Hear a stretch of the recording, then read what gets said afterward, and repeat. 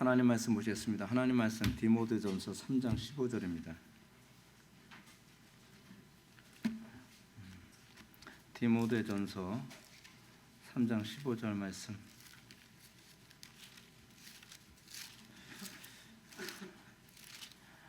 신약성경 339페이지입니다.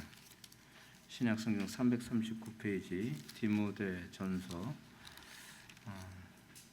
3장 15절 말씀. 우리 찾으셨으면 제가 봉독하겠습니다. 만일 내가 지체하면 너로 하여금 하나님의 집에서 어떻게 행하여야 할지를 알게 하려 함이니 이 집은 살아계신 하나님의 교회요 진리의 기둥과 터니라. 아멘. 우리가 지난 시간에도 이제 살펴왔던 본문입니다. 교회는 세상에서 기준의 역할을 합니다. 교회가 만약에 기준을 잃어버리는 또는 교회가 기준으로서의 역할을 하지 못한다고 한다면 세상은 어떤 방향으로 가야 될지를 방향을 잡을 수가 없습니다. 여러분들, 우리가 이제 사람들이 타락했다고 하는 것에 대한 문제가 뭐냐면 기준을 알아도 기준을 따라서 살려고 하지 않는다는 게 문제입니다. 인간의 타락한 본성이 거기에 있습니다. 자, 요즘에 이제 저도 이제 나이가 이제 50대 중반이니까 자꾸 이제 건강 관리 신경 쓰다 보면 어떻게 해야지 이제 건강을 잘 관리할까? 물론 제가 건강 관리를 하는 이유는 하나님의 일을 좀 더 적극적으로 해내기 위해서는 건강이 필수적으로 이제 받쳐줘야 되니까 하는 소리입니다. 세상적으로도 자기 성공과 만족을 위해서도 그렇게 자기 건강 관리 신경 쓰는데 내가 하나님의 일을 한다고 하면서 건강 관리 신경 안 쓴다고 하는 건 이거 게으름에 대한 또 다른 자기 합리화가 아닌가 이런 생각이 많이 듭니다. 근데 이게 쉽지 않은 게 뭐냐면 건강 관리하는 거에 가장 기본이 뭔지 아십니까? 먹는 거 절제하는 것부터 시작을 해야 됩니다. 이거 힘들어요. 예. 여기는 그냥 아멘 안 해도 됩니다. 아멘을 좀 잘 선별하셔서 그렇게 하면 더 은혜가 됩니다. 예를 들어서 여러분 그렇잖아요. 무엇을 먹을까? 사도 바울이 얘기했잖아요. 무엇을 먹을까? 무엇을 마실까? 이 모든 것이 하나님의 영광 위해서 해야 되는 거거든요. 그런데 이제 건강 관리를 하는 데 있어서 가장 급선 문제, 제가 이제 건강 관리에 관한 채널을 여러 개 딱 보니까 이제 딱 건강 관리에서 지금 딱 그냥 안 봐도 알아요. 첫 번째 소식하라. 그러면 첫 번째 소식입니다. 역시 그럴 줄 알았어요. 두 번째 뻔하면 설탕 먹지 마라. 두 번째 설탕입니다. 이제는 멘트가 딱 다 정해져 있어요. 그 얘기는 무슨 얘기냐면 건강을 하나님 영광을 위해서 건강을 관리하려면 절제해야 된다는 겁니다. 절제해야 돼요. 그러니까 자기가 먹고 싶은 거 다 먹고 그리고 건강에 안 좋은 거 뻔히 하면서 먹으면서 하나님 영광 위해서 산다? 그것도 아니죠. 진짜 힘듭니다. 진짜 힘들어요.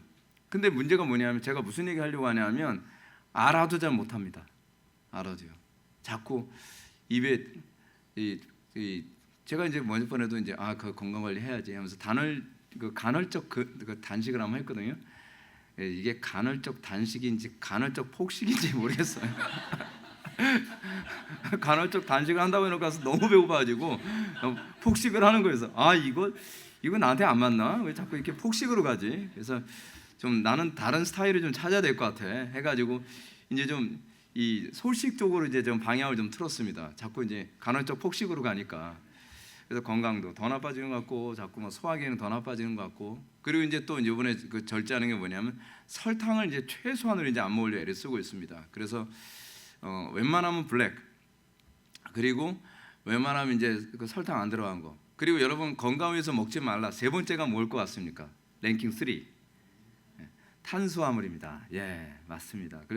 그거 나올 것 같더라고요. 그러면 또 탄수화물입니다. 역시 탄수화물이에요. 그래서 탄수화물 하게 되면 밥 또는 빵 먹지 마라 그거잖아요. 근데 이게 이 세 가지가 제가 다 좋아하는 거예요. 다 좋아하는 거.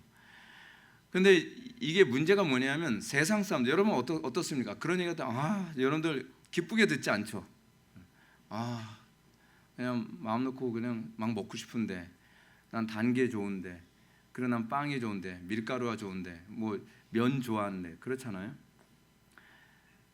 인간이 타락하고 나서 신기한 게 뭐냐면 좋은 건 다 우리에게 거부감을 느낍니다.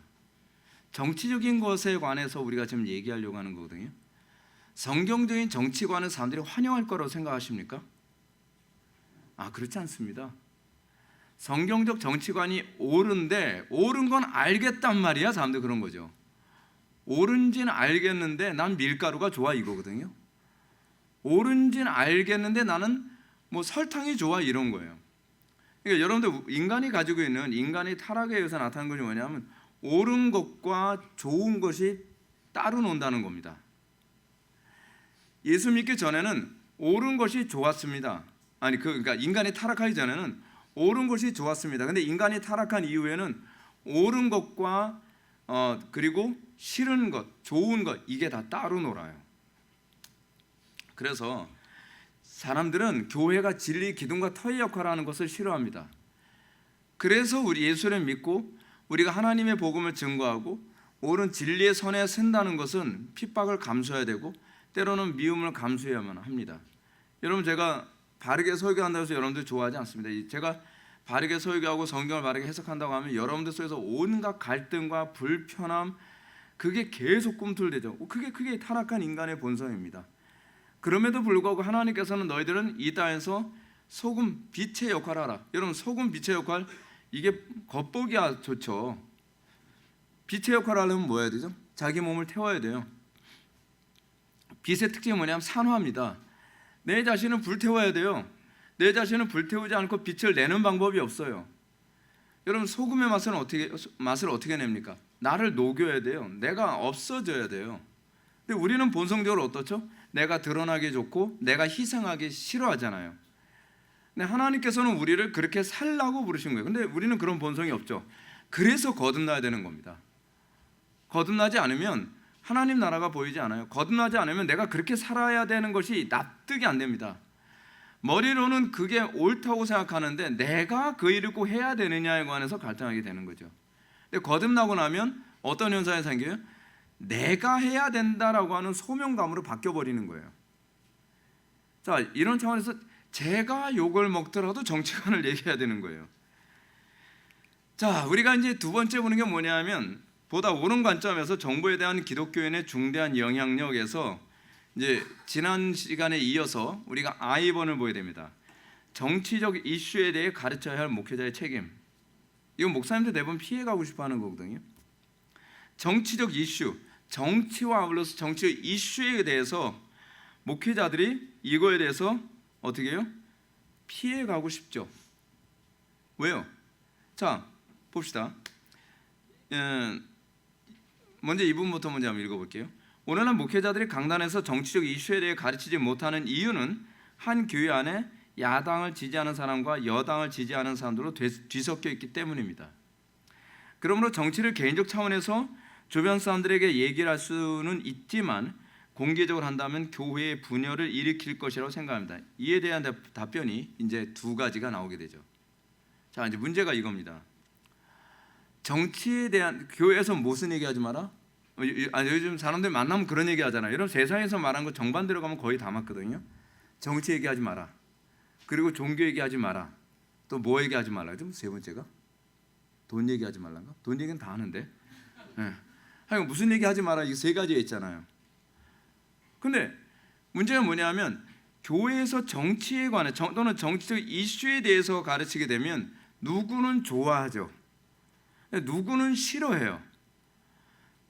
그러니까 사람들이 대부분 목사님들이 강단에서 또는 교회에서 정치적 이슈 또는 정치에 관해서 얘기하지 마라 라고 얘기하는 거예요.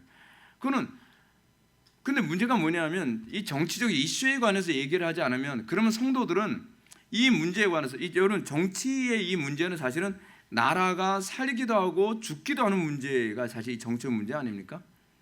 그럼 이 문제에 관해서 교회에서 얘기 안 해주면 누가 얘기해 주나요? 그리고 교회에서 신학을 전공한 목사님들이 신학적 관점에서 이 부분을 설명해 주지 않으면 또는 성경을 잘 아는 목사님이 이 부분에 설교해 주지 않으면 성도들은 어떻게 하죠? 그럼 이 부분은 성도들이 자기 나름대로 주관적으로 해석하는 영역이 되어버립니다. 제가 가지는 솔직한 심정을 제가 말씀드릴까요? 저는 여러분들의 모든 영역에서 여러분들이 마음대로 생각하는 걸 저는 좋아하지 않습니다. 여러분들은 뭐든지 성경적으로 생각을 해야만 합니다. 어떤 영역에서도 여러분들은 자율적일 수 없습니다. 이 부분에 대해서 여러분은 동의하죠. 근데 왜 정치적인 영역에서는 교회에서 자율성을 줘야 된다고 생각을 합니까? 이유는 하나죠. 분열되면 안 된다. 근데 성경이 분열을 금지한 요소가 제한적이라는 거 알고 계십니까? 진리 안에서의 분열을 금지하는 것이지 오히려 세상과는 분열을 우리에게 요구하고 있습니다. 오히려 복음이 가지고 있는 특징이 뭐냐면 분열이라는 거 여러분 알고 계세요? 세상에서는 복음이 들어가면 분열이 일어납니다. 예수님께서 나로 인하여 예수님께서 말씀하시죠. 내가 세상에 화평을 주러 온 줄로 생각하지 말라. 검을 주러 왔노라. 내가 사람들끼리 그냥 무조건 다 사이좋게 만들려고 온 거라고 착각하지 마라고 말씀하시는 거거든요. 그럼 예수님께서 뭐라고 말씀하세요?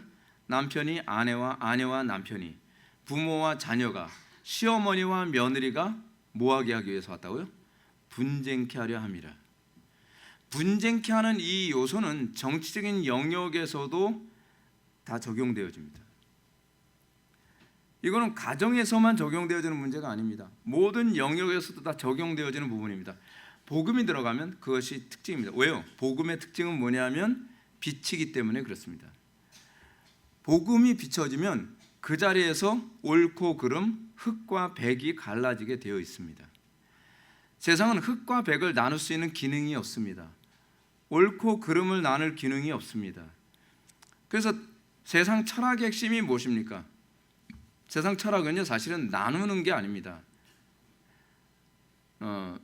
여러분 그 세상 사람들은 결국은 어디로 가는지 다 보여지지 않습니까? 종교다원주의로 갑니다. 결국 세상은 결국 어디로 갑니까? 결국은 너도 옳고 나도 옳고라고 하는 소위 프로타고라스의 관점으로 다 돌아갑니다. 언젠가도 강우상 교수님하고 대화를 나누는데 강우상 교수님도 그 말씀하시더라고요. 제가 요즘 강의하면서 제가 뭐라고 얘기하는지 아십니까? 저야 모르죠. 그렇죠. 근데 그분이 이런 말씀하십니다. 결국 관념론과 유물론은 한 뿌리다라는 거예요. 관념론과 유물론은 한 뿌리입니다. 왜요? 관념론과 유물론의 뿌리가 어디에 있기 때문에 그래요? 사실 소크라테스한테서 있거든요. 소크라테스에게서 관념론이 나왔고 소크라테스에게서 유물론이 나왔습니다.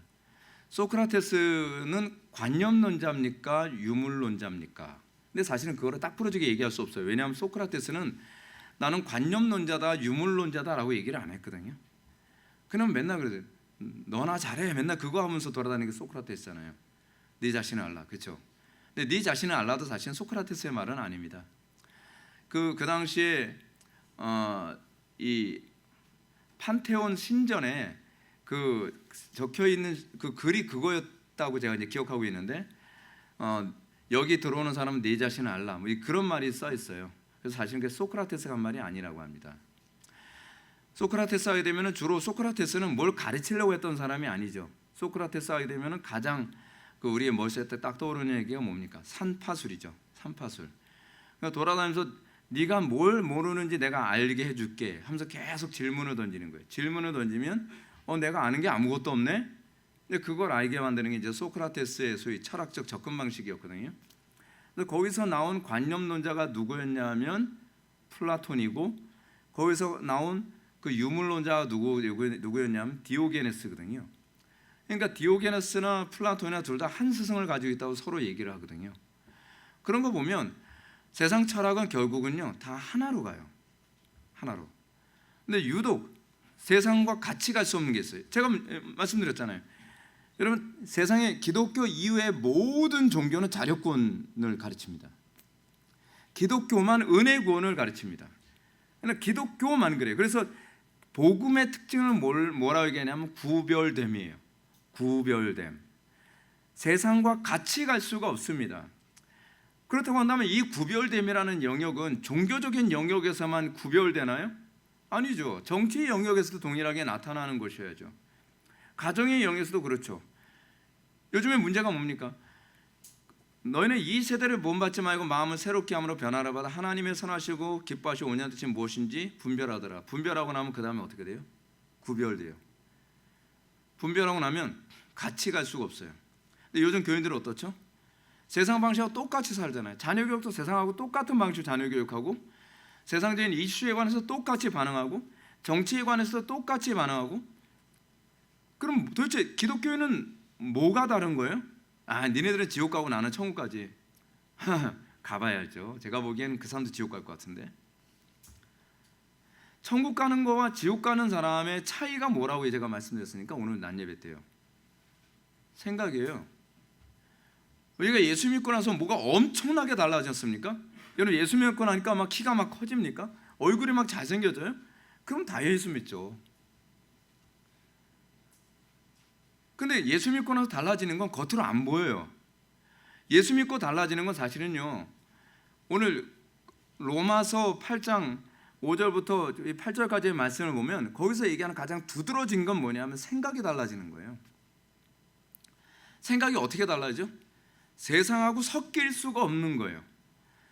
세상을 동의할 수가 없게 되어지는 거예요. 여러분들 우리 신앙의 선배들이 그래서 박해받은 거 아십니까? 우리 신앙의 선배들이 그래서 가정 안에서도 직장 안에서도 사회생활하면서도 그래서 힘들었던 거 아니에요? 생각이 동의가 안 되는 거예요. 동의가. 근데 왜 요즘 그 기독교인들은 이렇게 동의가 잘 됩니까? 프로이트의 교육론이 왜 이렇게 쉽게 잘 받아들여집니까? 그럼 마르크스 정치론이 왜 이토록 잘 받아집니까? 우리는 왜 이런 세속적이고 틀림없이 반성경적인 반윤리적임에도 불구하고 왜 우리는 그런 거에 대해서 그토록 거부감 없이 받아들여지는 것이죠? 생각이 안 바뀌어서 그런 거죠. 생각이. 그리고 교회는 이 부분에 대해서 어떻게 우리는 다른 생각을 갖고 있는가를 가르쳐야 되거든요. 근데 왜 정치에 관한 영역에서는 다른 생각을 가르치면 안 된다고 얘기하는 겁니까? 근데 제가 이런 말씀드리죠. 보수 쪽에서만 안 가르칩니다. 좌파 쪽 영역에서는 아예 까놓고 가르칩니다. 여러분들 한신대 쪽, 그러니까 기장 쪽을 가게 되면요, 아예 대놓고 민중혁명을 아예 교회에서 그렇게 가르칩니다. 근데 왜 그거는 이상하다고 생각 안 하죠? 왜 보수 쪽에서는 보수적인 가르침, 근데 보수적이라고 해서 저는 오해하지 마십시오. 우리나라의 소위 보수라고 하는 사람은 보수가 아닙니다. 그 사람들은 이념 집단이 아닙니다. 우리나라에서의 소위 몰시기 당 있잖아요. 그 당은 이념 집단이 아니에요. 그러니까 이익 집단이지. 이익 집단과 이념 집단은 다르죠. 원래 정치라고 하는 것은, 정당 정치라고 하는 것은 이념 중심으로 모였을 때 정당 정치가 일어나거든요. 근데 우리나라는 야당이든 여당이든 양쪽이 다 똑같은 이익 집단이에요. 옳고 그름의 기준이 뭐로 나타나냐면 주머니에 돈이 들어오냐 안 들어오냐로 모든 정당이 그렇게 해요. 주머니에 돈이 들어오는 방식의 차이로서의 야당과 여당이에요. 근데 우리나라에서 소위 보수를 얘기하게 되면 자꾸 어떤 식으로 오해를 받냐 하면 소위 모시기당 그 이념 집단과 같은 길을 걷고 있다고 생각하는 거예요. 그러니까 여러분들 왜냐하면 보수를 안 가르쳐서 그렇습니다. 성경적인 정치관을 안 가르쳤기 때문에 이미 선입견을 가지고서 그렇게 이해하는 경향이 있어요. 그리고 애석하게도 나이 드신 분들은 아예 배우려고 하질 않습니다. 그게 문제인 거죠. 그러다 보니까 분열이 될 수밖에 없어요. 이분 가지고서 올바로 합의점을 찾을 수가 없습니다. 자, 이런 차원에서 우리가 잠깐만 좀 지금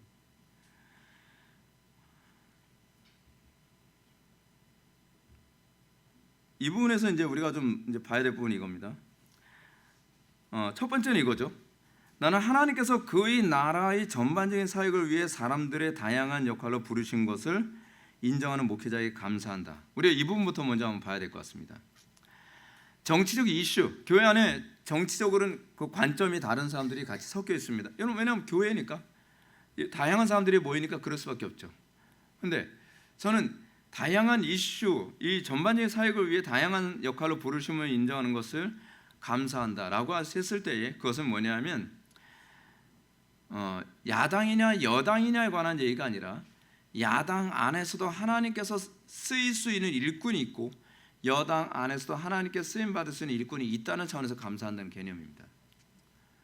근데 우리나라는 별로 안 그래요. 이거는 지금 미국 사정이에요. 미국 사정. 그렇죠? 우리는 적어도 오늘날 우리나라의 집단에 있어서의 문제가 뭐냐면 우리나라 소위 야당이라고 했을 때 야당이 가지고 있는 기본적 사고가 뭡니까? NL과 PD끼리 지네들끼리 싸우게 있는 게 지금 야당이거든요. NL이 뭐죠? 주사파. 그 PD는 뭐예요? 링거파? 아니죠. 네. 이 사회주의 운동을 하는 소위 민주주의 그런 어떤 그런 개념이죠. 문제는 뭐냐면 좌파는 좌파인 것 같은데 한쪽은 반국가주의적 좌파입니다. 적어도 여러분 우리는요 NL파, 소위 주사파에 대해서는 적어도 대한민국 시민이라면 이거에 대해서는 동의할 수가 없는 겁니다. 왜냐하면 북한의 체제, 즉 주체 사상을 기본적 이념을 가지고 당이 만들어질 수 있다면 그거는 북한당이지 남한당이라고 얘기할 수 없습니다. 근데 문제는 뭐냐면 그 주사파들 그 사람들이 남한에서 당을 이루면서 표면적으로는 주사파의 정치 이념을 얘기하지 않으면서 국민들한테 뭘 얘기하죠? 국민한테 뭐 25만 원 줄게요 뭐 이런 식으로 얘기하거나 전 국민들한테 뭐 이거 혜택 주겠습니다 이런 식으로 표면적으로 얘기하지만 실제적으로는 어떻게 하고 있는 거죠? 실제적으로는 나라를 붕괴시키고 북한에게 나라를 통째로 넘겨주기 위해서 암약하여 활동하는 사람들로 가득 차 있는 것이 주사파입니다. 우리는 그걸 뭐라고 얘기하냐면 반국가단체라고 얘기하거든요. 우리는 여러분 적어도 정당이라고 했을 때 정당은 어떻게 하면 국가를 바르게 세워갈 수 있을까에 관한 의견의 차이 때문에 만들어진 것이 정당이어야 됩니다. 기본적 전제는 뭐냐면 나라에 대한 사랑과 국민에 대한 사랑이 기본적으로 전제가 깔려 있는데 접근하는 방식이 이쪽은 오른쪽으로 접근하는 것이 이쪽은 왼쪽으로 접근한다고 했을 때 우리는 그거에 대해서 이해할 수 있다라고 얘기할 수 있는 거죠. 오히려 PD 쪽은 그쪽에 좀 가까운 쪽이죠. 근데 NL파는 적어도 그렇지 않다는. NL파 쪽 사람들은 여러분 보십시오. 예전에 우리나라에서 무슨 일이 벌어졌죠? 그 국회의원 중에 한 명이 간첩죄로 이제 잡혀서 감옥에 들어가지 않았습니까? 이석기, 그렇죠? 발음 잘해야 돼요. 예. 잘못하면 이게 입 더러워져요. 근데 그 사람의 문제가 뭐냐면 국가 전복죄로 걸려든 거예요. 뭐 어디 가서 전복을 먹었다는 얘기가 아니라 나라를 뒤집어 엎어서 북한에다가 바치려고 했다는 거예요. 이 사람은 뭐예요? 충성맹세를 김일성에게 한 사람이에요. 김일성 그 액자 앞에서. 그리고 국기에 대한 맹세를 거부하고 애국가를 거부한 사람들이에요.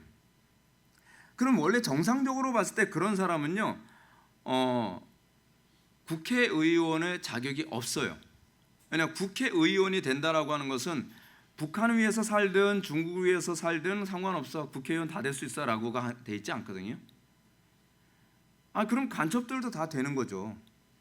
근데 그거를 우리는 뭐라고 얘기하냐면 간첩이라고 얘기하는 거거든요. 간첩. 북한에서 넘어와야만 간첩이니까. 근데 문제는 뭐냐면 국민들이 저 국회의원이 내가 원하는 걸 해주니까 간첩이라도 저 사람 국회의원 세워달라고 얘기하는 거예요. 이건 국민의식이 저질이죠. 그렇지 않습니까? 국가의식이 없는 사람이 국회의원이 돼서는 안 돼요. 기본적으로 그렇습니다. 그리고 반국가적 사고를 가진 사람들끼리 하나의 정당을 이루는 것을 허용해준다면 그거는 자살행위죠. 그건 자멸행위입니다. 근데 이런 말조차도 지금 우리나라 사회 안에서 이게 잘 납득이 안 될 정도로 의식 수준이 실추됐는데 그 이유는 뭐냐면 못 배워서가 아니라 욕심이 많아서 그래요. 나라를 말아먹든 나라를 비벼먹든 그것과 관계없이 저 사람이 내 욕심을 채워준다 그러면 뭐가 문제야 그런 거죠. 그렇지 않습니까?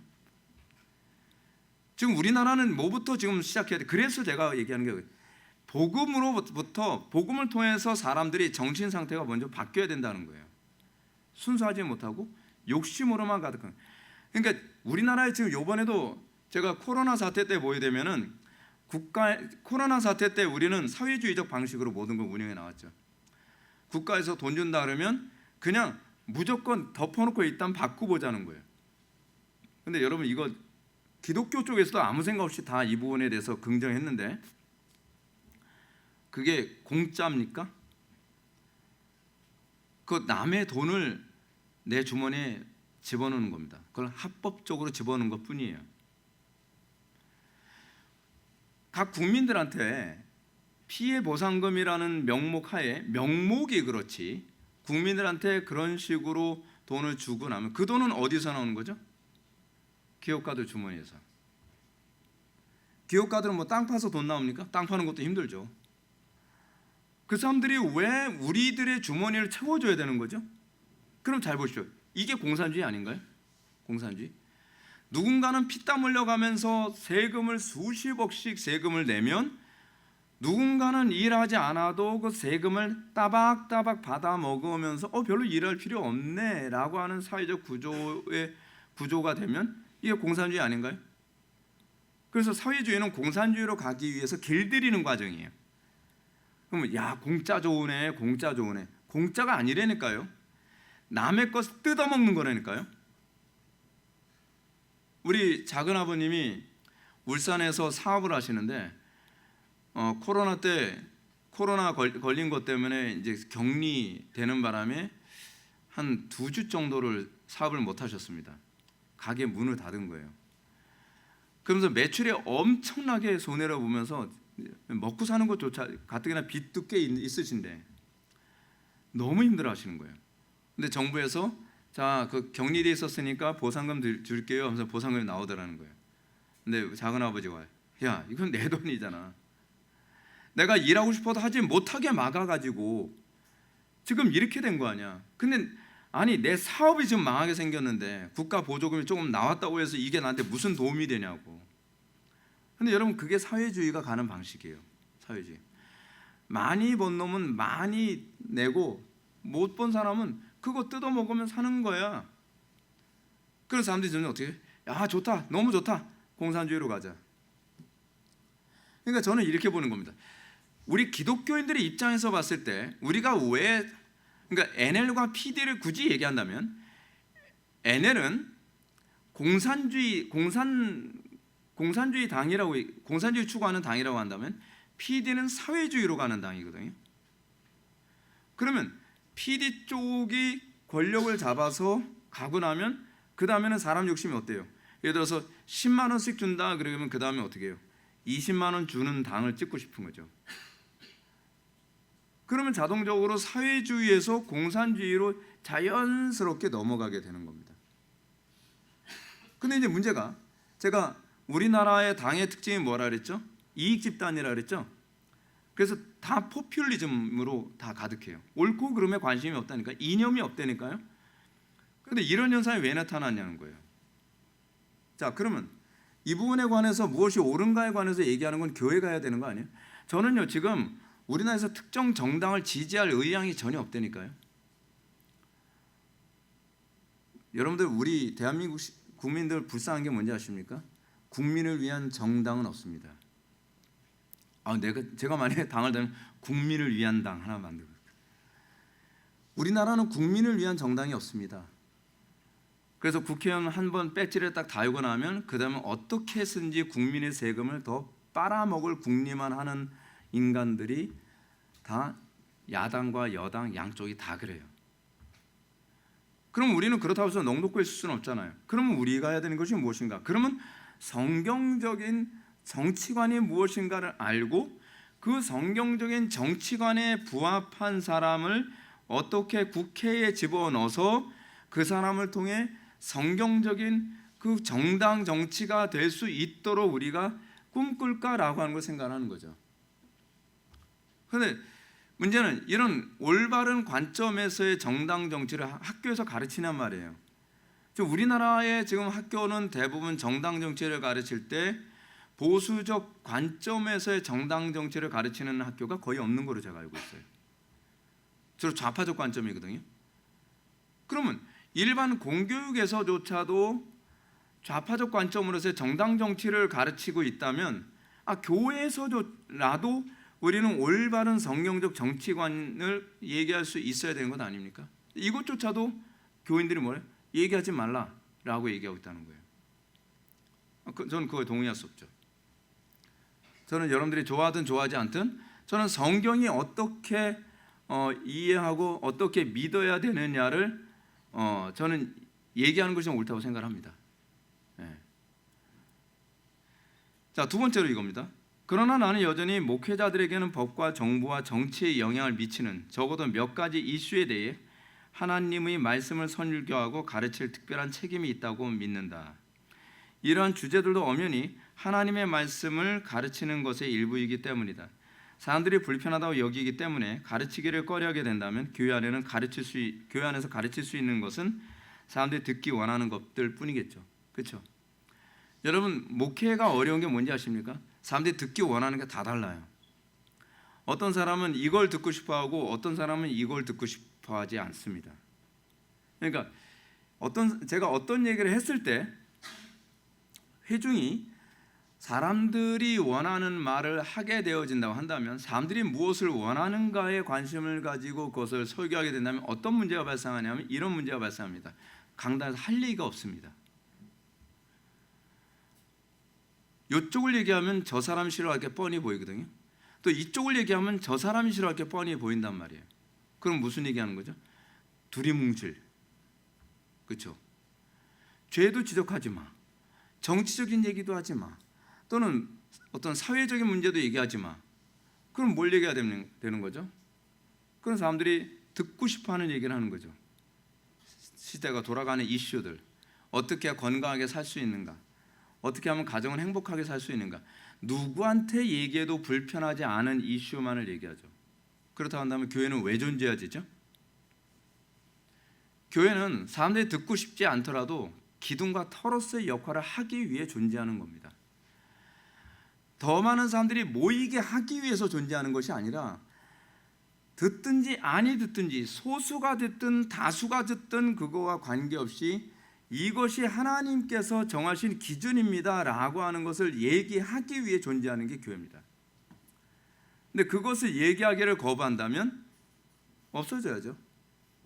냉정하게 얘기하면 존재해야 될 이유가 없는 겁니다. 그렇죠? 그래서 교회는 사람들이 듣기 원하는 것들뿐 아니라 설교는 간음, 이혼, 동성애, 자살 등처럼 회중들이 불편하게 여기는 것도 거리끼지 말고 설교해야 됩니다. 요즘에 점점 설교하기 어려워지는 게 뭔지 아십니까? 교회 안에 간음하는 사람들이 너무 많아요. 요즘 상당수 그 대형 교회들 보면요, 그냥 똑같아요, 세상하고. 그러니까 이 참 말하기 민망한 그런 모습들이 교회 안에 동일하게 있습니다. 그래서 뭐 간음하는 사람, 또 동성애자, 그리고 뭐 기타 등등, 제가 일일이 이런 얘기는 다 안 할게요. 그런 사람들이 교회 안에 가득해요. 이혼한 사람도 가득해요. 그러면 이혼한 사람 불편할까 봐 얘기 안 하고, 간음한 사람 또 교회에 누구 간음했다 그래. 그럼 이것도 얘기하면 또 누가 불편하겠네. 그것도 얘기 안 하고, 누가 또 동성애자라 그러면 이것도 얘기하면 안 되겠고, 또 누가 또 그 자살한 사람 가족이래. 그럼 자살한 사람이 여기 앉아 있을 수는 없잖아요. 그렇죠? 자살한 사람이 누가 가족이래. 그럼 또 얘기 못 하고. 그럼 강단은 무슨 얘기를 합니까? 강단은요? 그러니까 사람들이 이렇게 되는 거예요. 간음에 대해서 얘기해야 되면 목사님 이거 우리들하고 하는 얘기인가요? 동성애에 관해서 얘기해야 되면 성소수자에 대해서 목사님이 또 그렇게 얘기하신다. 그렇게 나올 테고. 그리고 이혼한 사람 얘기해야 되면 또 나보고 정죄하는 것 같다 얘기하고. 자살에 대해서 얘기해야 되면 우리 가족들 중에 누가 자살했는데 가뜩이나 그것 때문에 힘들어 죽겠는데 목사님은 위로해주지 못할 망정 그까지 또 정죄를 하네. 그럼 도대체 자살이 성경적이지 않다는 건 도대체 언제 얘기해야 되는 겁니까? 그렇잖아요. 그러니까 다행히 우리 교회는 자살한 사람이 없어서 이렇게 마음 편하게 얘기하지만 요즘 대부분의 교회 안에는요, 자살한 사람이 몇 명은 다 있어요. 가족들 중에. 그러면 그걸 얘기하면 안 돼. 아니요, 얘기해야 돼요. 재발 방지를 위해서도 얘기를 해야만 합니다. 왜 자살은 성경에서 금지하는가? 그리고 자살한 사람의 구원에 관해서 왜 보장받을 수 없는가? 얘기해야 돼요. 이건 정치에 관한 문제만 그렇지 않죠. 정치에 대해서 그렇잖아요. 아, 내가 보수니까 목사님 설교 난 너무 달콤해. 근데 나는 좌파니까 목사님 설교가 불편합니까? 여러분, 그거는 아니죠. 그거 아닙니다. 여러분, 제가 이런 얘기를 말씀드리고 싶습니다. 도르세이어스가 한 말인데 이런 표현이죠. 복음은 의견인가 사실인가? 그리고 우리는 의견과 사실 사이에서 우리는 사실을 추구하는 사람인가 의견을 추구하는 사람인가? 성경 이외의 내용들은요, 사실은 의견일 뿐입니다. 정치적 의견, 도덕적 의견, 그리고 사회적 의견. 근데 의견이 다른 사람들이 교회에 모여 있어요. 그러면 교회에서는 의견이 다른 사람들을 다 존중해 주는 것이 교회입니까? 아니죠. 의견이 다른 사람들에게 올바른 사실을 가르치고 그리스도 안에서 통일되게 하려 합니다. 에베소 1장의 말씀이죠. 우리는 그리스도 안에서 겸손히 무릎을 꿇고 우리는 그것에 복종하고 그것에 고개를 숙일 수 있어야만 합니다. 그것이 신앙입니다. 근데 문제는 이겁니다.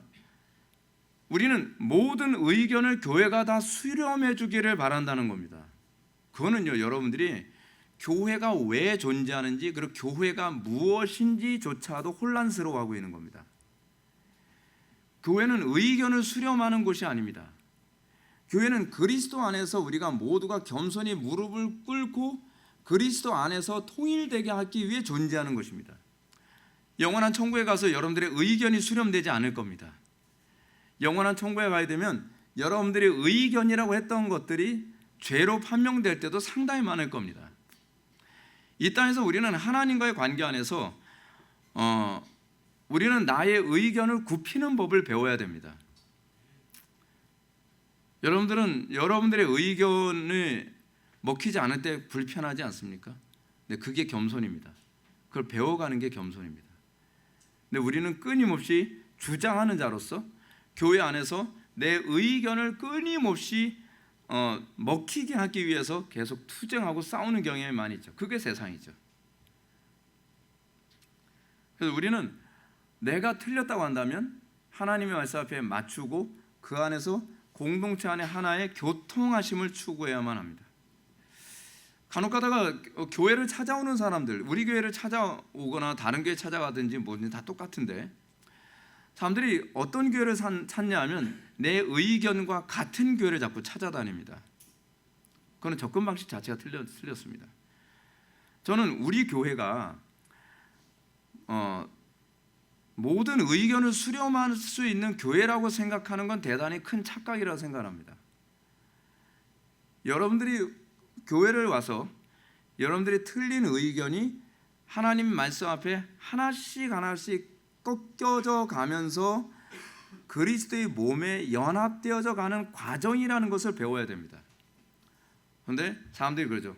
이 교회 갔는데 9가지는 나하고 의견이 맞는데 한 가지가 의견이 안 맞아서 안 되겠어. 이 교회도 아닌 것 같아. 교회로 옮겨요. 또 다른 교회 갔더니 이 교회는 이래서 여기서는 이 의견이 맞는데 저 의견이 또 안 맞네. 또 교회로 옮겨요. 그러면 그 사람이 선택할 수 있는 게 뭐죠? 교주죠. 교주.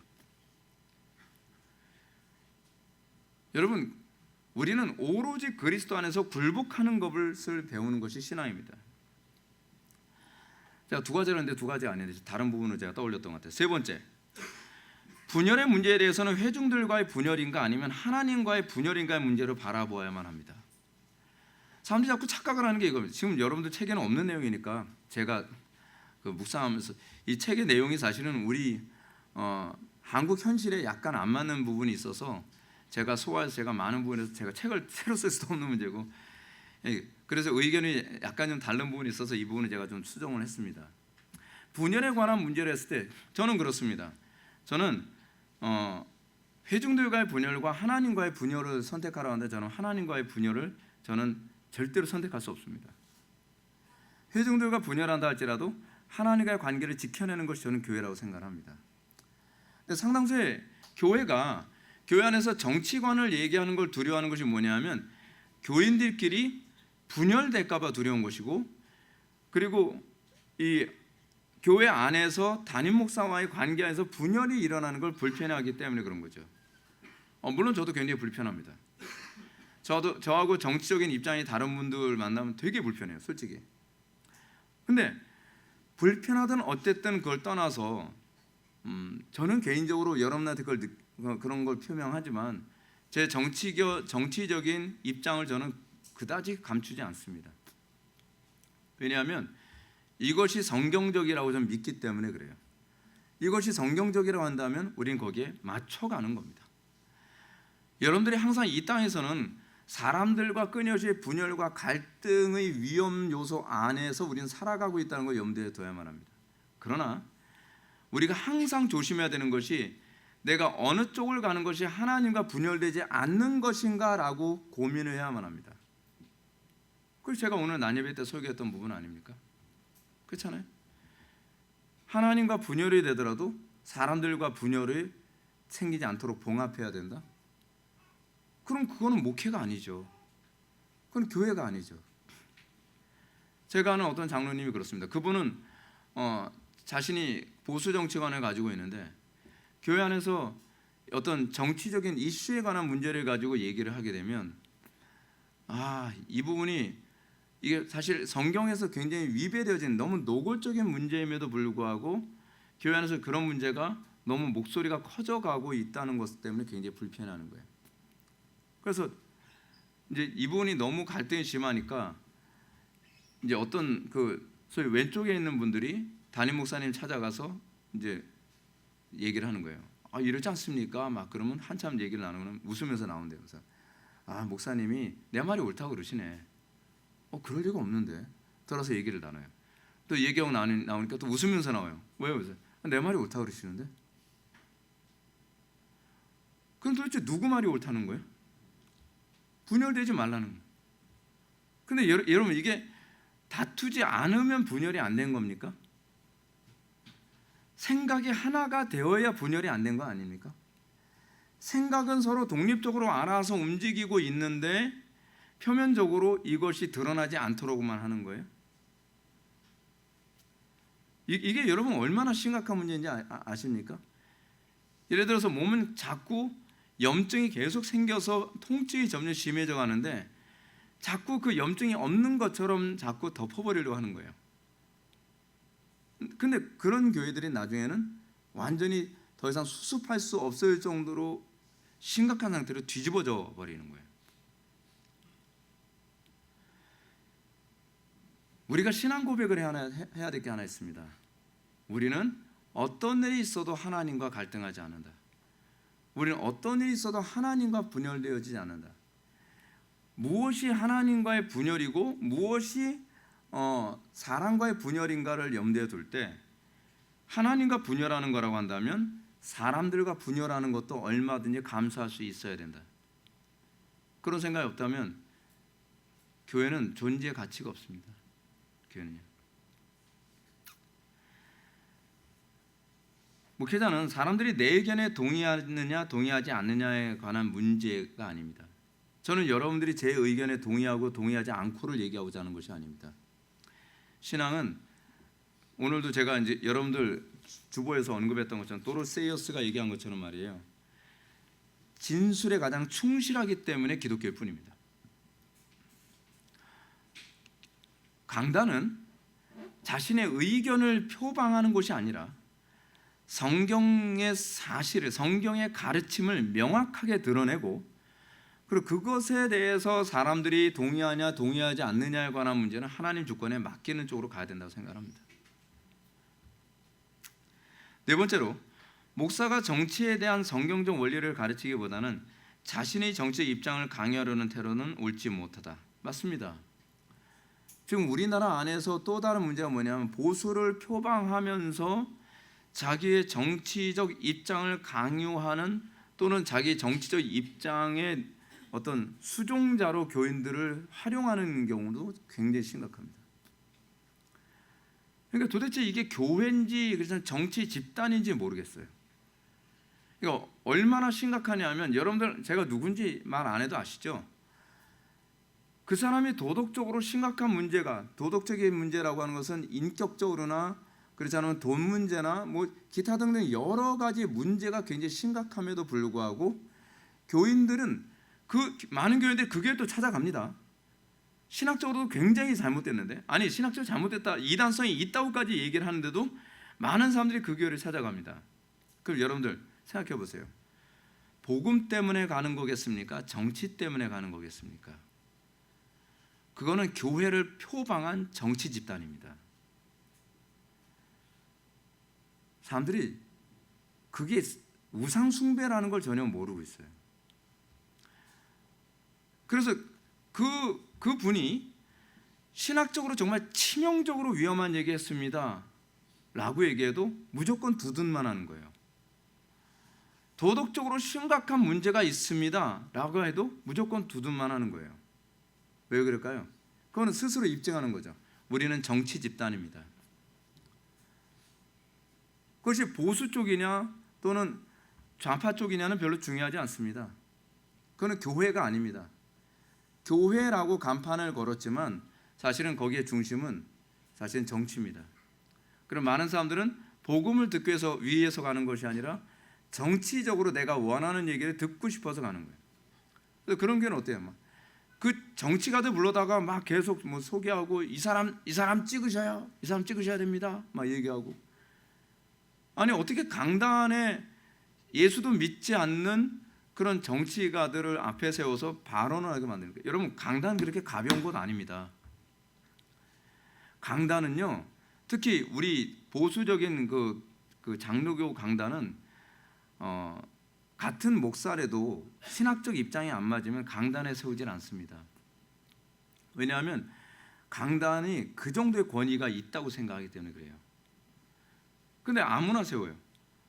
저는 보니까 모 교회에서는 이 아예 불신자고 그 입도 막 굉장히 거란 어떤 여자가 와서 정치적인 자기 입장 얘기하면서 강단에서 하는데 야 신학이 없으니까 저분은 그냥 막 세우는구나. 그냥 강단이 정치 평론하고 그리고 그런 거 하기 위해서 막 이 강단을 내주는 게 아니거든요. 그래서 만약에 어떤 일반적으로 평신도가 어떤 세미나 같은 거 한다 그러면 우리는 이 강단에 세우지 않습니다. 이 강단은 비워놓습니다. 아래 강단 사회자석에서 왜냐하면 개인적 의견을 얘기하는 것이고 그 의견을 들어보자고 하는 거니까 그런 역할도 교회에서 하는 거니까요. 근데 적어도 말씀을 증거하는 것이 아니라고 한다면 강단을 절대로 양보하지 않습니다. 근데 그런 자존심까지도 이미 버린 지 오래돼 버렸죠. 요즘은요. 자, 그 다음은 이겁니다. 모든 기독교 시민의 책무에 관해서 한번 보시겠습니다. 첫 번째, 정보를 충분히 얻고 투표해야 할 의무. 여러분 이 투표라고 하는 것이요 민주주의의 꽃이라고 그러지 않습니까? 정치가들이 제일 무서워하는 게 여러분 뭡니까? 투표거든요. 학교에서 반장이 제일 무서워하는 게 뭡니까? 반장 선거. 그렇잖아요. 이 국민들이 어떤 입장을 가지고 있는가. 그리고 이 다시 투표라고 하는 것은 단순히 권력을 바꾸는 것뿐만 아니라 심판행위입니다.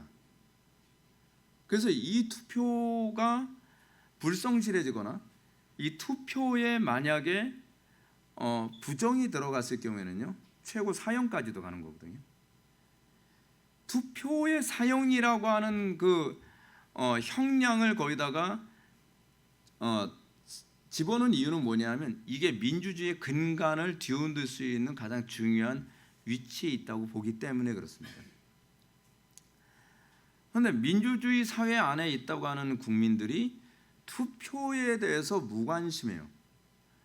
그러니까 이번에 국회의원이 누가 됩니까? 하게 되면 그 국회의원이 어떤 사람인지도 알 생각도 없고 그리고 뭐 투표를 한다고 하는데 뭐 놀러 가는 생각만 하고 있고 에휴 다 그놈이 그놈 같아가지고 뭐 누가 해먹어도 난 관심 없어. 관심 없어요? 그 사람들이 여러분들의 자유를 다 빼앗겠다고 하는데요.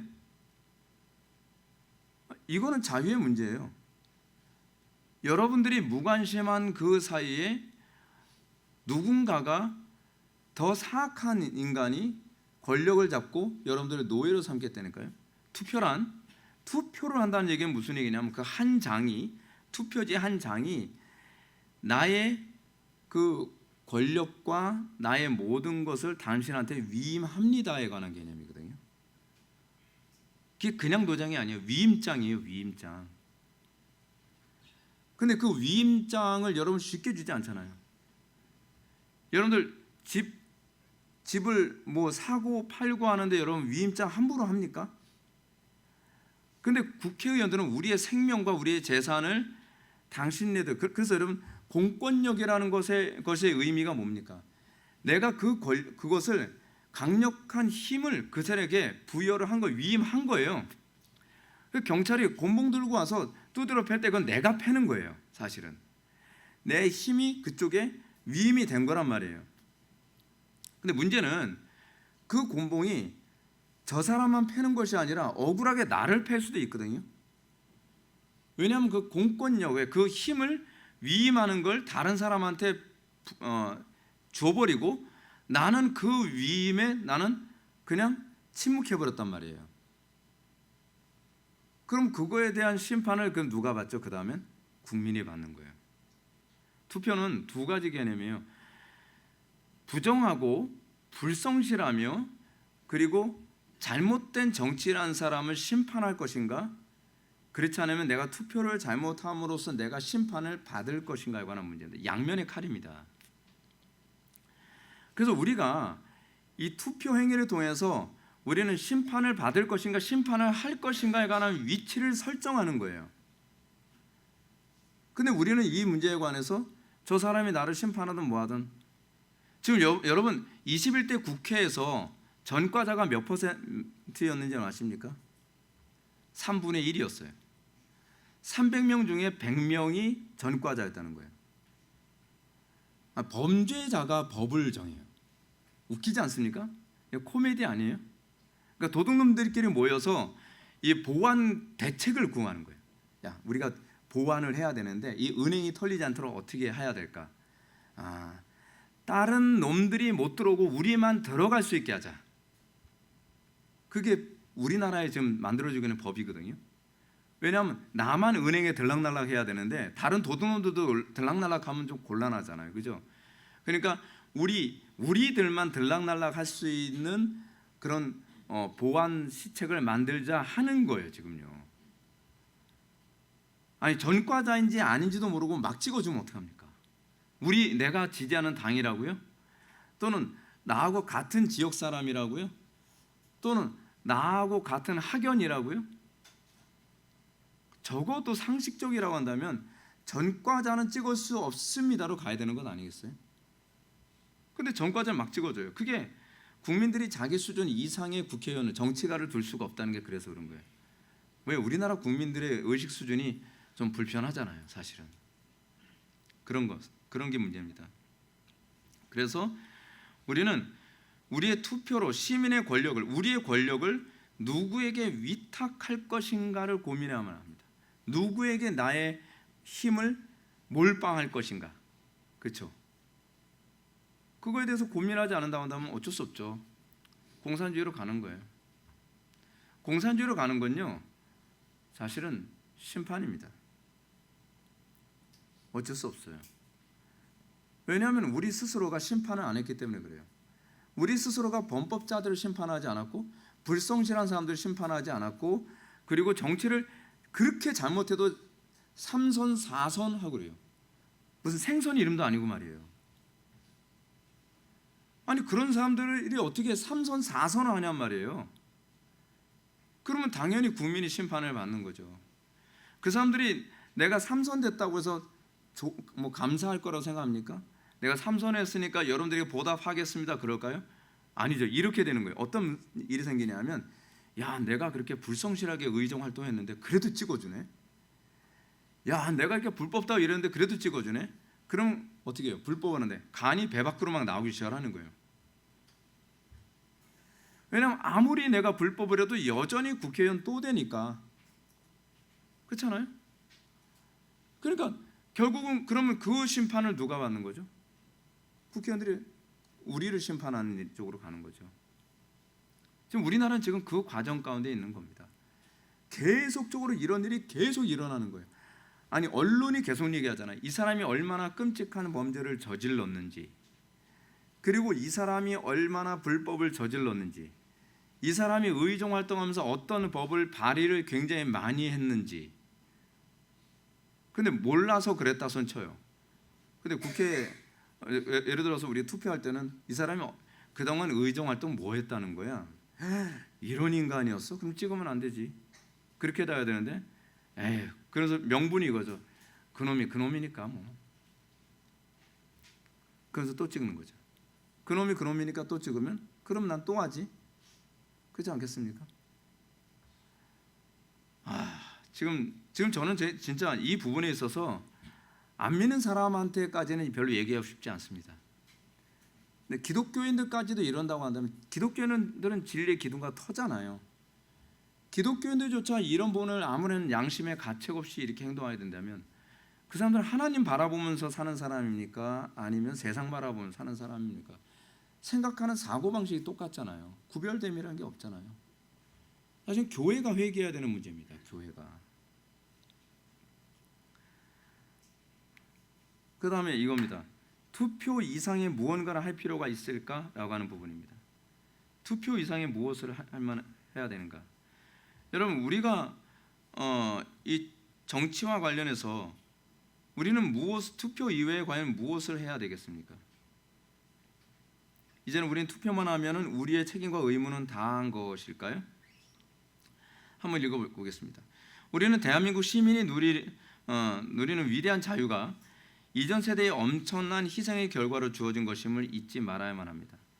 대한민국은 6.25 전쟁을 통해 300만 명 이상이 사망을 했고요. 그것만 아닙니다. 민주주의를 사수하기 위해 많은 고통과 어려움을 극복해야 했습니다. 자유는 공짜로 주어진 것이 아닙니다. 큰 시련과 희생의 대가를 치르고 우리에게 주어진 것입니다. 국회의원들이 우리가 이제 투표를 딱 했으니까 이제 국회의원들이 알아서 정치 잘 해주겠지. 그러면 얼마나 좋겠습니까? 정말 그러면 정말 좋죠. 정말 좋은 나라는 어떤 나라입니까? 국회의원 이름 몰라도 잘 굴러가는 나라.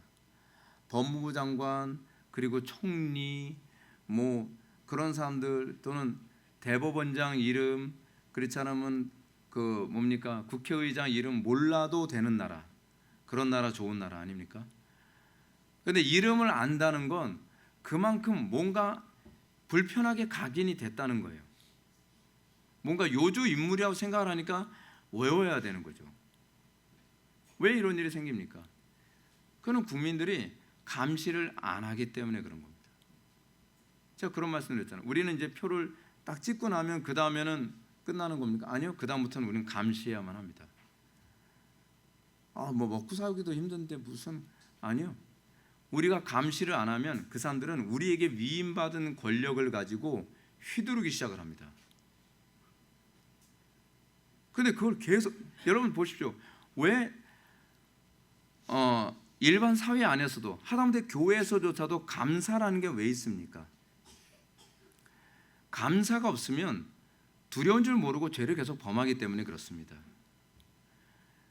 국민이 모든 것에 있어 계속 감시하고, 그리고 그들이 함부로 입법 독주를 한다고 했을 때 우리가 목소리를 내고 그것에 불편하다고 하는 제스처를 취해야만 합니다.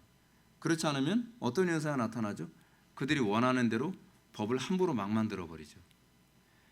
법을 만든다는 것은 이제 이 사회가 어떤 사회가 될 것이냐를 규정하는 겁니다. 우리는 법에 대한 의식을 거의 배워본 적이 없습니다. 아무리 여러분 좋은 사회를 한다 할지라도요, 법이 잘못되면 지옥이 돼버립니다. 그럼 우리는 그 법이 과연 적절한 법인가 아니면 부적절한 법인가에 관해서 우리는 계속적으로 응징을 할 수도 있어야 되고 표현할 수 있어야만 합니다. 그렇지 않으면 그 사람들 중에서 또 뭐 서울시장이 되기도 하고 인천시장이 되기도 하고 막 그러잖아요. 그 중에서 뭐 국회의원들도 계속 나오고요. 계속 나온다는 건 그런 거죠. 사람들이 정치에 대해서 무관심한다는 거. 여러분, 정치가들은 끊임없이 자기네들 정치에 대해서 무관심하기를 원합니다. 그래서 사람들 정치에 대해서 관심 갖지 않도록 하기 위해 했던 세 가지 정책이 있는 거 여러분 아시죠? 3S 정책이라고요. 정신줄 놓게 만드는 정책. 뭐 스크린, 섹스, 스포츠. 사람들이, 국민들이 그거에 다 미쳐 있으면 그냥 도대체 무슨 법을 통과시켜서 나라가 어떻게 돌아가는지, 또는 대통령이 무슨 짓을 하고 돌아다니는지, 뭐 법원에서 무슨 일이 벌어지는지, 그냥 한쪽에선 피눈물이 나더라도 그냥 관심이 없는 거야. 한쪽에서 히덕거리고 재밌다 그러고 박수치고, 야, 참 얼마나 한심합니까? 얼마나 한심해요. 근데 그게 소위 저질 국가에서 나오는 그 현상 아닙니까? 수준 낮은 국가에서 나오는 거죠. 여러분, 우리가 성경에서 가르치는 그 이웃 사랑이라고 하는 그런 관점은요, 사실 이런 부분에서도 다 나타나야만 합니다. 우리는 이 민주주의가 제가 전에 말씀드렸던 것처럼 월세라고 생각을 해야만 합니다. 우린 계속적으로 거기에 응당한 계속 대가를 치러야만 합니다. 자, 제가 여러분들한테 목회의 관점에서 얘기해 드릴게요. 여러분들은 우리 교회가 편안한 교회죠. 근데 우리 교회가 편안한 교회가 되는 게 여러분 그냥 계속 될 것 같습니까? 계속 대가를 치르는 겁니다. 사람들이 우리 교회 올 때 자꾸 착각을 하는 게 있습니다. 우리 교회 오면 이제는 더 이상 고민 안 하고 정신줄 놓고 살아도 될 거라고 생각을 하는 거예요. 우리 교회 왔으면 내가 이제 어떤 대가를 치르며 살 것인가를 잘 생각을 안 해요. 이제 혜택만 보겠다고 생각을 하는 거예요. 그래서 아메리칸 드림, 코리안 드림이 생기는 것처럼 회복의 드림 같은 게 자꾸 생기는 것 같아요. 굉장히 나쁜 거거든요. 미국에서는 어떤 사람이 들어오길 바랄까요? 자국에 도움을 줄 수 있는 사람이 오길 바라겠죠. 그렇죠? 자국에 도움을 주기 원하는 사람이 오고, 오히려 자국에 해가 되는 테러리스트들이 온다고 하면 냉정하게 딱 거절하고 또는 다시 출국시키고, 그런 것이 좋은 나라 아닙니까? 근데 교회는 안 그렇다? 아니죠. 교회도 동일합니다. 교회도 여러분들이 교회를 온다고 했을 때 나는 어떻게 이 교회에서 어떻게 살 것인가, 어떻게 헌신하며 어떻게 유익이 되며 어떻게 한 몸으로 살 것인가를 고민할 수 있어야만 합니다. 계속적으로 이제 우리 교회에 이제 새로운 사람들이 오는데, 우리 교회 사람들이 새로 올 때마다 제가 가만히 보게 되면 참 불편한 심정이 그겁니다. 계속 계산기를 계속 두드리고 있는 게 눈에 보여요. 계속 무슨 계산을 두드리는 거죠? 여러분들 교회 안에 바른 말씀의 선포, 참교회 표징, 바른 말씀의 선포, 그리고 권징, 바른 성례가 시행되어지면 그 다음에는 내가 해야 될 일은 뭐죠? 이 부족함을 채우기 위해 나는 무엇을 할 것인가에 대해서 고민해야 되는 거잖아요. 근데 완벽한 교회일 거라고 생각하고, 근데 그 완벽함이라고 하는 그 기준 자체가 내가 원하는 또는 나와 의견을 정확하게 일치할 수 있는 교회라고 생각을 하면서 그 꿈을 가지고 그 드림을 가지고 교회를 찾아오는 거죠. 출발부터 잘못된 겁니다. 우리는 하나님의 영광을 위해서 희생하기 위해 우리는 살아가는 존재입니다. 희생하기 위해. 그렇지 않으면 이 교회가 전복되는 것도 한순간입니다. 한순간이에요. 엄청나게 큰 땅덩어리를 가지고 있는 미국조차도 지금 뒤집어지고 있지 않습니까? 전복되고 있지 않아요? 미국, 영국 전세가 지금 다 전복되고 있습니다. 그 정도로 어떤 하나의 조직이 계속적으로 유지된다는 건 상당히 어렵습니다. 그런 상황에서 내가 이 교회가 어떻게 하든지 바르게 갈 수 있을까라고 고민하기 위해서는 끊임없이 내가 희생해야 될 영역을 찾고 그 희생을 통해서 교회가 계속 유지되는 거예요. 민주주의가 그래요. 그게 민주주의 성향이 그래요. 민주주의는 끊임없이 서로가 보이지 않는 곳에서 희생하는 거예요. 근데 그 사람들 희생이 사실 안 보이거든요. 그렇잖아요. 근데 보이지 않는 그곳에서 여러분 미국인들 지금도 사실은 현재 미국인들이 한국인들보다는 훨씬 더 친절하고 훨씬 더 희생적입니다. 그 사람들이 보이지 않는 곳에서 그렇게 살아가는 것을 통해 미국이 그나마 유지되고 있는 거거든요. 민주주의는 그렇게 가는 거예요. 민주주의는 희생이라는 걸 배우기 전에는 민주주의는 안 됩니다. 링컨이 한 말 한번 좀 보시기 바랍니다. 이렇게 얘기합니다. 여기 우리 앞에 남은 위대한 광합은 오히려 명예로이 죽은 그들의 뜻을 받아 그분들이 마지막까지 모든 것을 바쳐 헌신한 그 대의에 더욱 헌신하는 것입니다. 모든 것을 바쳐 헌신한 그 대의에 더욱 헌신하는 겁니다. 우리는 더욱 헌신하는 겁니다. 그들은 민주주의의 기반을 깔아놓은 것이지 민주주의를 완성하고 간 게 아닙니다. 그분들은 민주주의를 시작해놓고 가신 것이지 민주주의를 끝내고 가신 게 아닙니다. 우리는 그분들이 이미 만들어 놓은 그 대의, 시작한 그 대의를 우리는 그의 죽음이 헛되지 않게 하려고 이 나라가 하나님 아래서 새로운 자유의 탄생을 얻어 국민을 위한 정부가 이 땅에서 사라지지 않도록 드높이 결의합시다라고 얘기를 합니다. 굉장히 와닿지 않습니까? 우리는 도대체 교회가 민주주의가 어떤 차원에서 존재해야 되는가에 관해서 우리는 생각을 해야만 합니다. 대한민국 민주주의는 6.25 동란, 그리고 이승만 대통령, 그리고 박정희 대통령 이런 분들을 통해서 산업화, 그 민주주의화, 그 수많은 노고와 희생과 투쟁 가운데서 여기까지 왔습니다. 근데 우리는 자꾸 뭐라고 얘기하냐면 이승만 대통령에 대한 그 대중들의 불편한 그 표현이 그거예요. 마치 이런 식으로 얘기해요. 이승만은 왜 민주주의를 완성을 안 시켜놓고 왔어? 왜 박정희 대통령은 왜 산업화를 완성시켜놓지 않고 왔어? 이런 그분들은 마치 우리가 할 일이 없는 세상을 만들어 놨어야만 하는 것처럼 얘기를 합니다. 아니에요. 그분들은 시작을 해놓은 겁니다. 그것도 엄청난 대가를 치르고서 시작을 해놓은 겁니다. 그리고 우리는 이제 이 나라가 계속 유지되도록 하는 겁니다. 마치 이런 것과 같습니다. 이승만 대통령이나 박정희 대통령은 국가라고 하는 거대한 집을 기둥을 세워놓고 기초를 만들어놓고 하나의 어떤 골격을 만들어놓고 세상을 떠난 겁니다. 그 이후에 후손들은 끊임없이 그것을 완성해 놓기 위해 지붕도 만들고 벽도 만들고 방도 만들고 이 작업을 계속 하는 과정 가운데 있어요. 근데 어느 정도 완성이 됐다고 해서 여러분 그 건물은 이제 더 이상 신경 안 써도 됩니까? 자, 우리 교회도 지금 자체 건물을 딱 갖고 나니까 그 다음서부터 신경 써야 되는 게 뭐냐? 계속 수리예요. 계속 방수가 안 되면 또 방수 처리 계속 해야 되죠. 또 어디에 문제가 생기면 또 계속 수리해야 되죠. 또 배관에 문제가 있으면 또 배관 수리해야 되죠.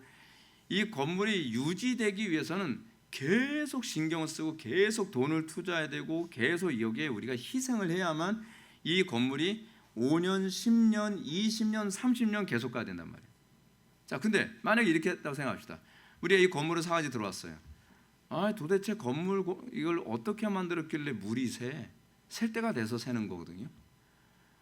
아니 도대체 건물을 어떻게 만들었길래 이런 식으로 교회 건물이 이 모양이야.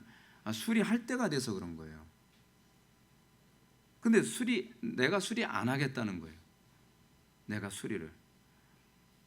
그래서 뭐예요? 불평만 하고 누군가가 해주기를 바라고. 그렇게 생각하면 안 되죠. 그렇게 생각하면 안 됩니다. 여러분들이 만약에 민주주의라고 하는 것을 처음에 기틀을 세우는데 희생을 한다고 해보십시오.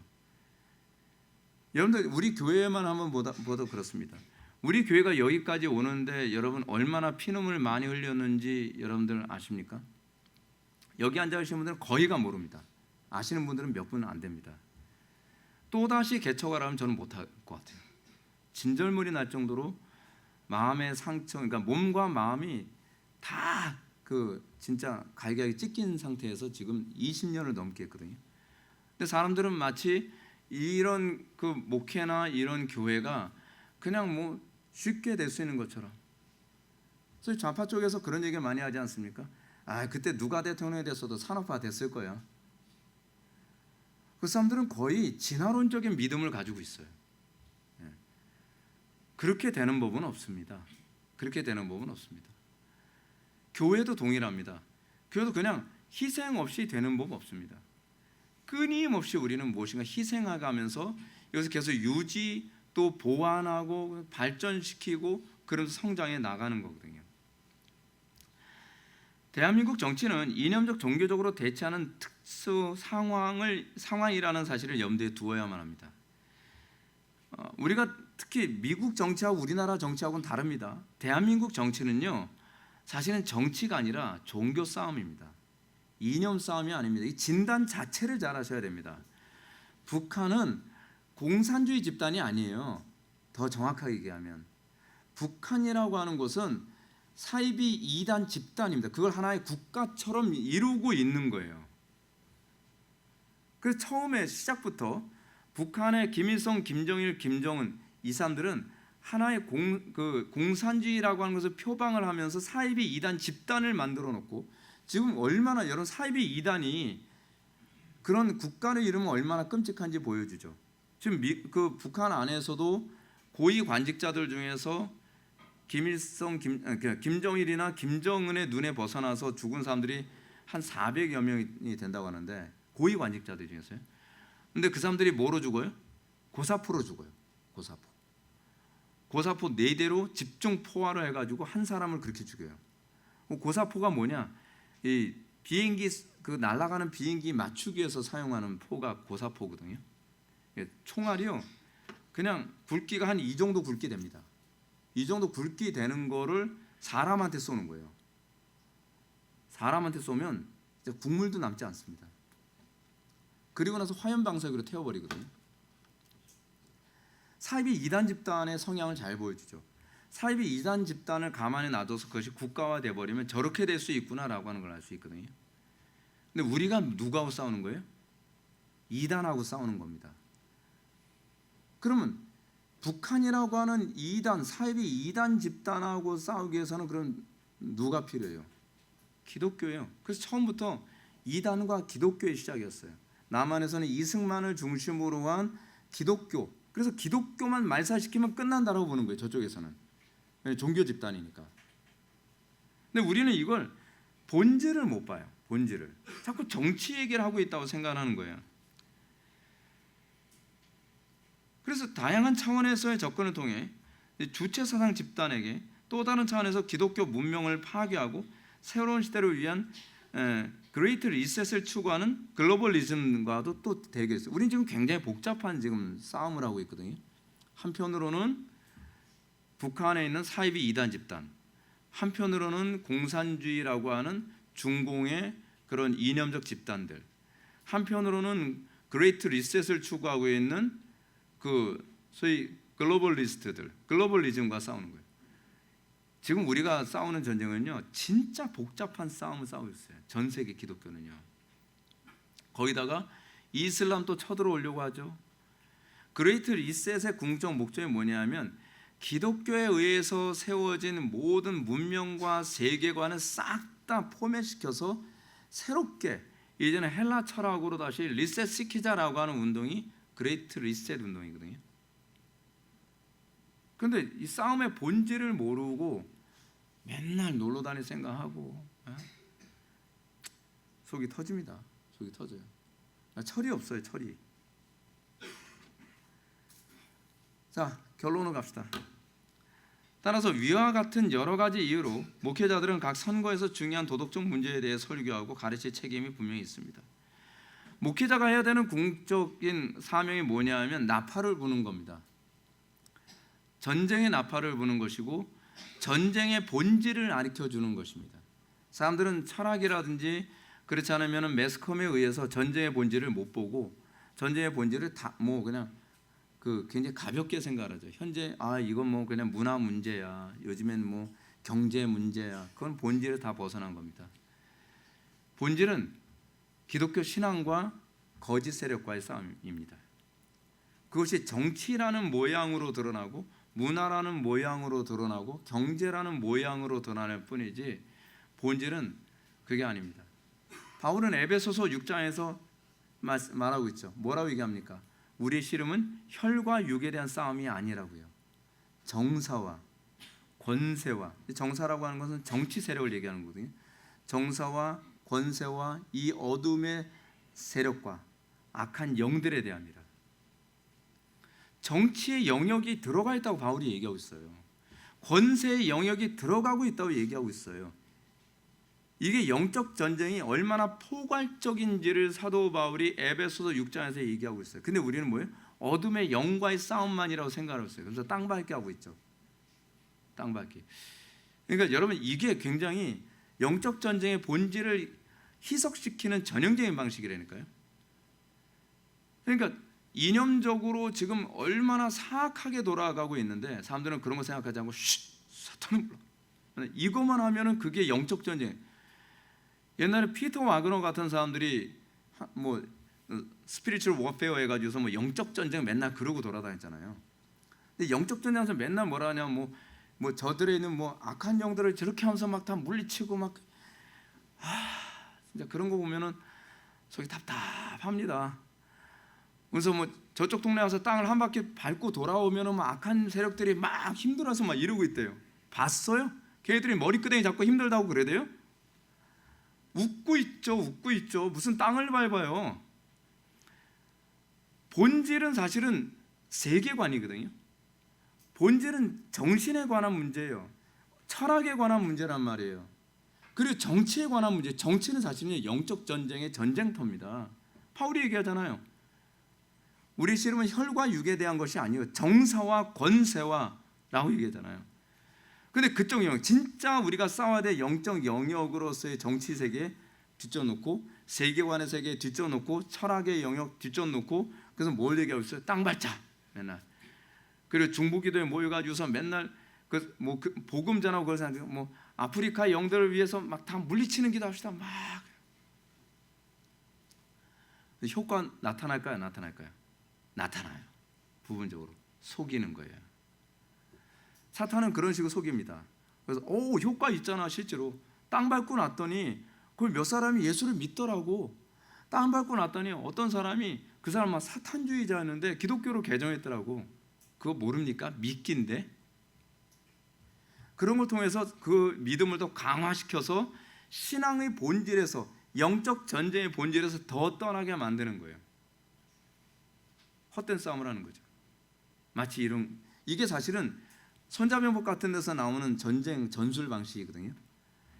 쓸데없는 전쟁을 일으켜서 전력이 그쪽으로 다 움직여지는 가운데에 그 본진을 치는 거예요. 여러분 성경에도 그렇게 싸운 거 여러분 기억나십니까? 소활성 전쟁, 그렇죠? 소활성 아이성 전쟁, 그렇죠? 아이성 전투가 그겁니다. 아이성 전투에서 이스라엘 군대가 패배하는 것처럼 다 도망가니까 저쪽에서 막 문짝 열고 다 하면서 야 저놈들 다 도망간다, 우리가 다 죽여버리자 하면서 군사들 다 나왔을 때 거기서 뭐라 여호수아가 야 저쪽 군사들 다 나왔다, 성 쳐라, 본진 치면 이제 다 끝난다. 그러니까 본진 성을 딱 쳐서 성을 완전히 쑥대밭 만들어서 거기서 막 연기가 풀풀 나니까 이 사람들이 뒤돌아보면서 뭐래요? 우리가 속았구나. 우리가 지금 그렇게 싸우고 있다니까요.